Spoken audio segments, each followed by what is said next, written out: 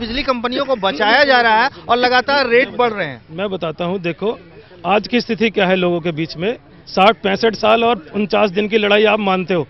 आज लोगों ने ये कहने में लोगों को शर्म आने लगी कि मैं कांग्रेस पार्टी में हूं। आज लोगों को अपनी टोपी लगाने से शर्म आने लग गई कि मैं आम आदमी पार्टी में था। जैसे ही हमारी केंद्र में सरकार आई, लोगों ने टोपियां उतार के घरों पे रख दी और बीजेपी ज्वाइन करने लग गए।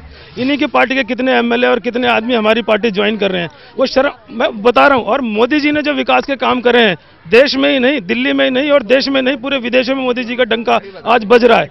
उसमें दूसरी बात, आज उन्होंने मेक इन इंडिया का नारा दिया, स्वच्छ भारत अभियान चलाया, आदर्श ग्राम योजना चलाई, बहुत सारी योजनाएं। काला धन पे जो दिल्ली में मुख्य मुद्दा बिजली और पानी है, बिजली और पानी को लेकर के क्या कंपनियों के साथ सांठगांठ है, ये आरोप लगे। हमारे वित्त मंत्री अरुण जेटली जी ने जो बजट दिया था दिल्ली के लिए, उससे अच्छा बजट आज तक दिल्ली को कोई नहीं आया। उन्हें पानी के लिए, बिजली के लिए, सबके लिए सब्सिडी दी, सबके लिए पैसे दिए पानी के लिए। उसके बाद उन्होंने महिलाओं 40,000 पेंशन का दोबारा से वो किया कि लोगों को पेंशन मिल सके।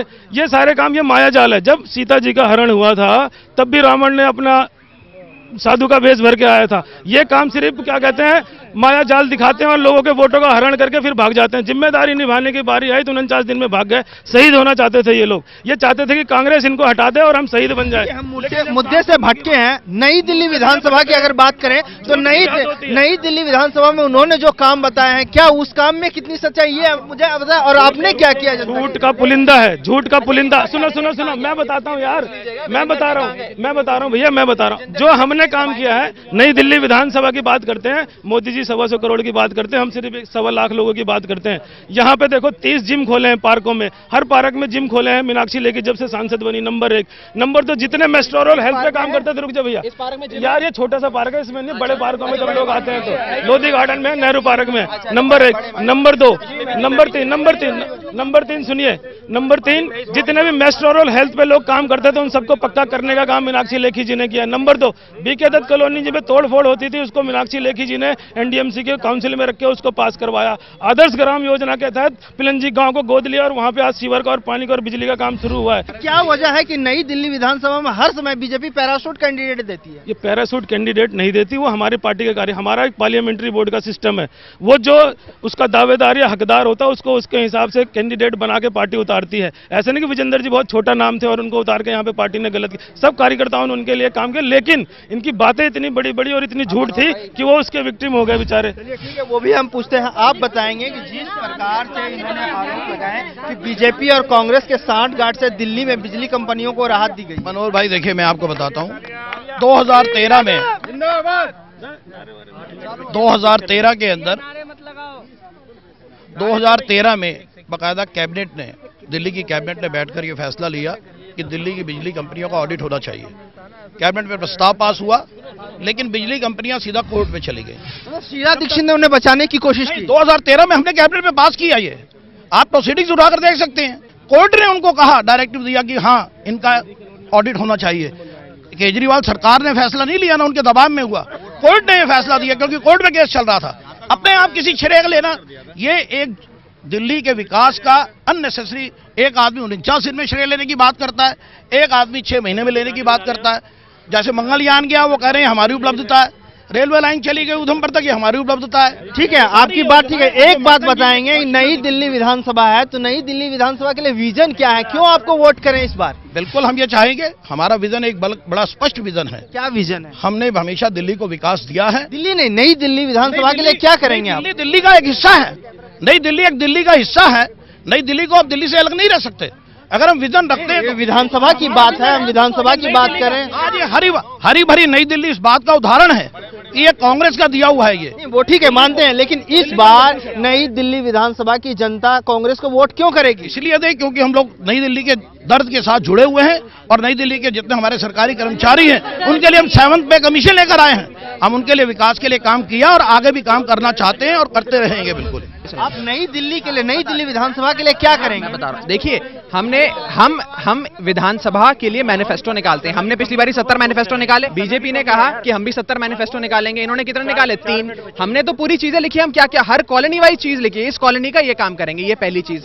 देखिए दूसरी चीज, मैं आपको एक ब्रॉड दिल्ली का विजन दे रहा था। मैंने आपको बताया हमने दिल्ली डायलॉग करा कि हमने महिला सुरक्षा के लिए क्या करेंगे, वाईफाई सिटी के लिए क्या करेंगे, चीजें बताई। और बीजेपी का भी गिनवाया कि वो तो नथुराम गोडसे के स्टैचू बनवाना चाहते हैं, वो आपने बता दिया, आप नई दिल्ली विधानसभा के लिए बता दीजिए ना। आप इतना घबरा क्यों जाते हैं? मैं नथुराम गोडसे मैं घबरा नहीं रहा हूँ, वो आप बोल चुके हैं, हमारे पास वक्त का अभाव है। हाँ सुन लीजिए, तो हमारे पास आते तभी समय का अभाव होता है। थोड़ा हल्ला गुल्लो देखिए, बीजेपी के लोग कम करें तो मैं बात कर सकता हूँ। अभी भी हमारे कार्यकर्ताओं को मारपीट किया, अभी इन्होंने, आपने देखा ना किस दबंगी से, गुंडागर्दी से लड़ रहे हैं। तो मैं आपको बस इतना बोल रहा हूँ, आम आदमी पार्टी ईमानदार पार्टी, ईमानदारी। वो देखो, आप बताएंगे आम आदमी पार्टी सरकार में आई क्यों वोट करेंगे? सर यहाँ पर जितनी भी पार्किंग की समस्या है, बाकी क्लस्टर की समस्या है, टॉयलेट की वो समस्या है, सारी हम दूर कर रहे हैं और दूर आगे भी करेंगे सर। आप बताएंगे बीजेपी अगर आती है तो क्या करेगी इस विधानसभा? आप सवाल उन लोगों से पूछ रहे हैं जिनको नई दिल्ली विधानसभा से कुछ लेना देना नहीं है। पहली बात, नई दिल्ली विधानसभा में यहाँ पे 25 धोबी घाट हैं। धोबी घाटों के बारे में कुछ नहीं बताएंगे क्योंकि नई दिल्ली विधानसभा के बारे में जानते नहीं है। धोबी घाटों के लिए क्या करेंगे जो हमारे समाज के वहाँ पे धोबी समाज के लोग रहते हैं वो। एक मिनट, ये बीके दत्त कॉलोनी के लिए हम कहते हैं उसमें तोड़ फोड़, इसलिए उसको रेगुलर करवाएंगे बीके दत्त कॉलोनी को। पिलंजी गांव में पूरे का पूरा वहाँ पे हर मीटर बदला जाएगा, वहाँ पे सारे काम लीगल होंगे। उसके बाद मैं बताता हूँ, नंबर 1 भैया, उसके बाद 1 सेकंड, उसके बाद हम यहाँ पे जितने भी मेस्ट्रोल पे जितने भी एम्प्लॉय अनएम्प्लॉय हैं यहाँ पे, जो मेस्ट्रोल पे एनडीएमसी में काम करते हैं, सबको पक्का कराने का काम करेंगे जो बचे हुए लोग हैं। नंबर 2, यहाँ पे जो बिजली और पानी की सीवर की समस्या, चाहे वो बीके दत्त कॉलोनी पिलंजी गांव हो, उस पर हम पहले उस काम को पूरा करेंगे। नंबर 3, जे कैंपों में स्वच्छता, उसका सफाई का बहुत बड़ा अभाव है। उसके बाद टॉयलेट की कमी है, पानी का, उसको पूरा करेंगे। इन सारे काम को नई दिल्ली विधानसभा से जोड़ेंगे, तब जाके कहीं जनता पार्टी को वोट देगी, अदरवाइज कोई नहीं देगा इनको वोट। केजरीवाल जी प्रधानमंत्री बनना चाहते हैं, मुख्यमंत्री बनना चाहते हैं, उनको यहाँ मुख्यमंत्री 15 साल तो देख ही चुके हैं, 6 महीने इनको देख चुके हैं। यहाँ पे मैंने बार बार पूछा आप यहाँ का विजन क्या है, भारतीय जनता पार्टी क्या कह रही है। मैं आपको यहाँ के एक अहम मुद्दे की बात करता हूँ।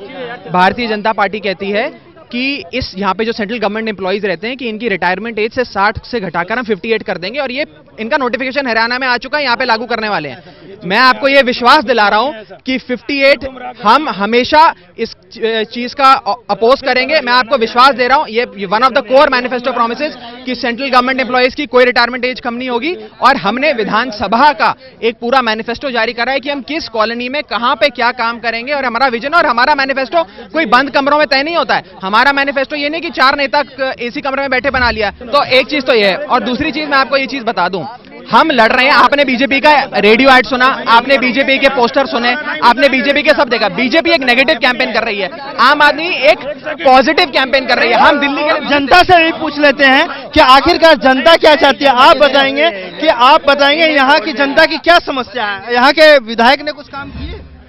यहाँ के विधायक बीजेपी है, कोई कुछ काम नहीं करा। और अब आप बताएंगे कि यहाँ के लोगों की जो समस्या है वो क्या है? 1 साल में आज तक केवल केसी पंत का जो ये मैटरनिटी हॉस्पिटल 25 नवंबर 1985 को उद्घाटन केसी पंत ने किया। केवल उत्तराखंडी होने के नाते उनका पत्थर तोड़वा के अपना पत्थर लगवाया और कोई काम नहीं किया। यहाँ से डायरेक्ट देख लो, अभी ऑपरेशन इमरजेंसी ऑपरेशन थिएटर आज तक चालू नहीं हुआ है। मरीज धक्के खा रहे हैं और दवाई सारी मरीजों से भगाई जाती है। सारे आई हॉस्पिटल बंद हो गया, मैटरनिटी सेंटर सारे बंद हो गए, ये मैटरनिटी हॉस्पिटल बंद कर दिया, स्कूल बंद हो गए। सालों से यहाँ केवल 25 जनवरी को दिखाई दिया, उसके बाद में केजरीवाल नई दिल्ली में दिखाई नहीं दिया। चलिए बहुत बहुत धन्यवाद। तो ये हमारा नई दिल्ली विधानसभा का जो कारवां है, जो असेंबली एक्सप्रेस है, यही खत्म होता है और अगली विधानसभा में फिर हम बात करेंगे कि वहां की क्या समस्या है, वहां के लोग किन किन मुद्दों पर इस बार मतदान करने वाले हैं।